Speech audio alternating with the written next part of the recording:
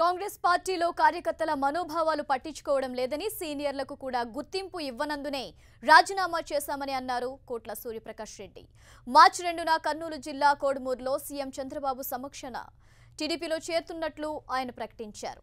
6 దశాబ్దాలుగా పార్టీని నమ్ముకొని అనేక సేవలు చేశామని గుర్తు చేశారు. కాంగ్రెస్ ను వీడటం బాధగా ఉందని అయినా తప్పలేదన్న కోట్ల సూర్యప్రకాష్ రెడ్డితో మా ప్రతినిధి TG Prasad face to face. 6 దశాబ్దాలుగా కాంగ్రెస్ పార్టీలో ఉంటూ కాంగ్రెస్కి అంకితమై పనిచేసిన కోట్ల సూర్యప్రకాష్ రెడ్డి కాంగ్రెస్ పార్టీకి తన అనుచరులతో పాటు ఆయన భార్య రాజీనామా చేయడం జరిగింది. ఈ రాజీనామా చేయడానికి గల పరిణామాలు ఏంటి, కారణాలు ఏంటి ఆయనతో తెలుసుకుందాం. సార్ చెప్పండి, మీరు కాంగ్రెస్ పార్టీకి దాదాపు 60 సంవత్సరాల పాటు కాంగ్రెస్లో ఉంటూ కాంగ్రెస్ పార్టీకి రాజీనామా చేయాల్సిన అవసరం ఏంటికి వచ్చింది? కాంగ్రెస్ పార్టీ ఆంధ్ర రాష్ట్రంలో కాంగ్రెస్ పార్టీ విధానం బాగాలేదు. మమ్మల్ని అడగకుండా అన్ని నిర్ణయాలు తీసుకుంటారు. కాంగ్రెస్ పార్టీ బతికించుకోవాలని ప్రయత్నం కాంగ్రెస్ మేము ఉన్నాం, కానీ వాళ్ళ విధానాలు బాగాలేదు, వాళ్ళ పద్ధతి బాగా కాబట్టి వాళ్ళు నన్ను బయట పంపించారు. వాళ్ళు ఎవరు నాకు ఫోన్ చేసి ఎందుకు పోతున్నా అడగలేదు. కాబట్టి నేను అనుకున్నా కాంగ్రెస్ పార్టీకి మాత్రం పని లేదనుకున్నా బయటకు వచ్చాం.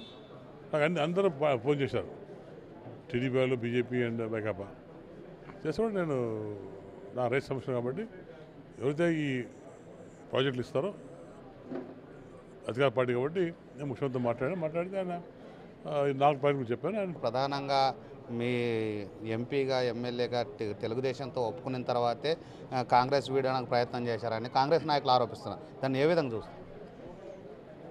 నేను ఫస్ట్ చెప్పిన విధానం బాగానే చెప్పాను క్లియర్గా. ఇప్పుడు కాంగ్రెస్ పార్టీ ఆంధ్ర రాష్ట్రం వచ్చే పరిస్థితి లేదు, ఇంకా 20 years వచ్చే పరిస్థితి. ఎందుకంటే వీళ్ళ విధానాలు బాగాలేవు, 20 years వచ్చే పరిస్థితి లేదు. ఒకవేళ కాంగ్రెస్ పార్టీ పోటీ చేస్తే గెలిచే పరిస్థితి లేదు, ఎవరు గెలిచే పరిస్థితి లేదు. ఇప్పటికే 5 ఏళ్ళు మేము ఓపిక పెట్టాము. గత 94 10 లక్షలుగా ఓడిపోయాము.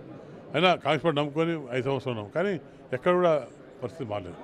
ఎక్కడ కాంగ్రెస్ పార్టీ వస్తే నమ్మకం లేదు. ప్రజల్లో ఒక ఒపీనియన్ లేదు. కాంగ్రెస్ పార్టీ నాశ చేసింది, మా బతుకులు నాశ చేసింది, అవసరంగా ఆంధ్ర రాష్ట్రాన్ని విదేశీ మా కొంపలు ముచ్చి చెప్పి విదేశాలు ప్రజల్లో ఇంకా ఆ కోపం ఆఫీస్ తగ్గలేదు. సంవత్సరాలు లేని రాష్ట్ర ముఖ్యమంత్రిని కేవలం ఇప్పుడు కలచాల్సిన అవసరం ఏముంది?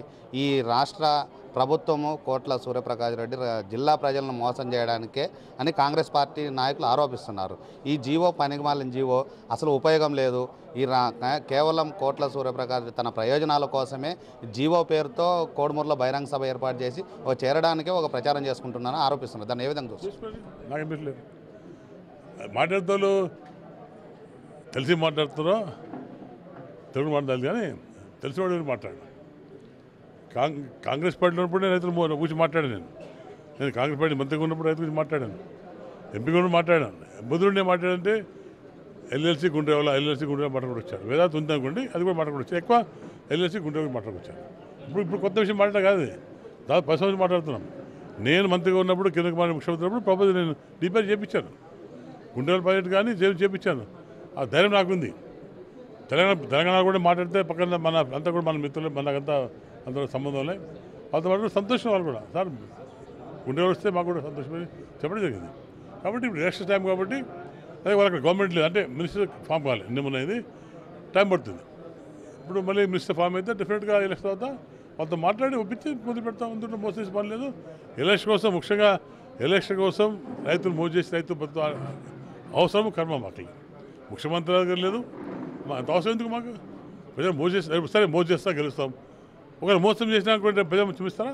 కర్నూలు జిల్లా ప్రజలకు చంద్రబాబు హామీ ఇస్తున్నాడో హామీ కోసమే తెలుగుదేశం పార్టీలో చేరుతున్నట్లు ఆయన తెలియజేస్తున్నారు. దాంతో పాటు దాదాపు కాంగ్రెస్ పార్టీ పూర్తిగా కర్నూలు జిల్లాలో పూర్తిగా వాషౌట్ అయిందని చెప్పుకోవచ్చు. ప్రధానంగా కర్నూలు జిల్లాలో ఉన్నటువంటి డిసిసి, అదేవిధంగా మాజీ ఎమ్మెల్సీలు, ఎమ్మెల్యేలు, అధ్యక్షులు, సిటీ నాయకులు మొత్తం టోటల్గా రాజీనామా చేసి 2వ తేదీకి తెలుగుదేశం పార్టీలో చేరబోతున్నట్లు తెలియజేస్తున్నారు.